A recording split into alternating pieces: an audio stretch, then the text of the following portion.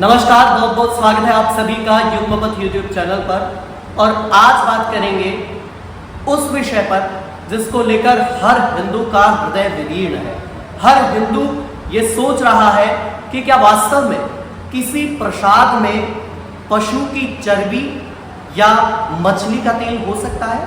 तो आज हम आपको बात बताएंगे आंध्र प्रदेश के तिरुपति बालाजी मंदिर की, जिसमें प्रतिदिन 1 लाख से ज्यादा भक्त दर्शन करते हैं और 3 लाख से भी अधिक लड्डू जो प्रसाद के रूप में वितरण होते हैं वो बनाए जाते हैं, उनका निर्माण किया जाता है। लेकिन आज हर हिंदू का मन विचलित है जब ये सूचना उसके पास आती है कि जो लड्डू आप प्रसाद के रूप में स्वीकार करके आते हैं, उस लड्डू के घी में, यानी जिस घी से वो लड्डू बनता है, उस घी में मछली का तेल और सूअर की चर्बी शामिल है।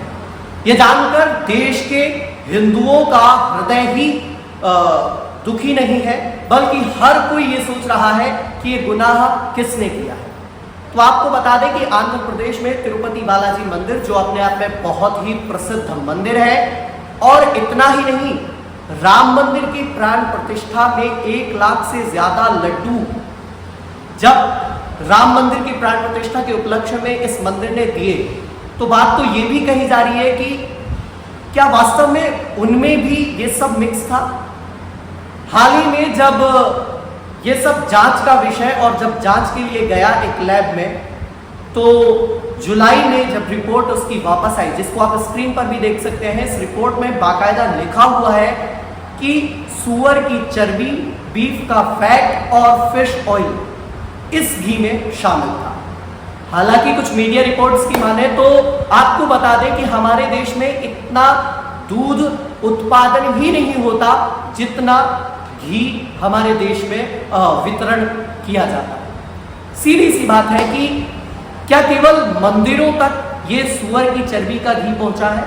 क्या मंदिरों तक ही ये फिश के ऑयल का घी पहुंचा है, या हमारे घर की रसोई में भी पहुंच चुका है? ये तो खैर आपको समझना होगा, जानना होगा, लेकिन ये अपने आप में बहुत ही बड़ी दुर्घटना कह लीजिए, या बहुत ही बड़ी साजिश है, जिसको बहुत सारे लोग साजिश बता रहे हैं। तो बहुत सारे लोग बता रहे हैं कि इस कमेटी के जो पूर्व अध्यक्ष थे वो ईसाई धर्म से आते थे, इसलिए उन्होंने ऐसा किया। वहीं राजनीति भी इस पर पुरजोर गरमा चुकी है, और एक दूसरे पर, जैसा कि राजनीति में होता है, वैसा होना स्टार्ट हो चुका है। वहीं आंध्र प्रदेश के मुख्यमंत्री चंद्रबाबू नायडू ने जब एक प्रेस कॉन्फ्रेंस में इस मुद्दे को उठाया, तो ये मुद्दा अपने आप में बहुत ज्यादा वायरल हो गया। अब सोचने का विषय यह है, और समझना आपको यह है कि क्या आपके रसोई में जो घी है वो शुद्ध देशी घी है या सूअर की चर्बी से निर्मित घी है। हम लोग बहुत सारे तरीकों से पहचानते हैं घी को, कि उसका कलर कैसा है तो शुद्ध देसी घी है, या वो दानेदार है तो शुद्ध देसी घी है। लेकिन आपको जानकर हैरानी होगी कि इस सब को मिक्स करने के बाद भी वो शुद्ध देसी घी ही लगता है। तो ये सब अपनी जगह है, हम चाहेंगे कि इसका दोषी जो भी है उसको कड़ी से कड़ी सजा मिले। लेकिन ये जो जितना भी मामला सामने आया है, इस यानी कि लड्डू इतने सारे बनते थे और उसमें सूअर की चर्बी, आप समझ सकते हैं, सूअर की चर्बी मिली हुई थी, तो कितना ज्यादा, मतलब ये हमारे हिंदुओं के लिए निंदनीय विषय है। आपकी क्या राय है कमेंट बॉक्स में बताना बिल्कुल मत भूलिएगा, और ऐसी तमाम जानकारियों के लिए बने रहिए हमारे साथ। बहुत बहुत धन्यवाद।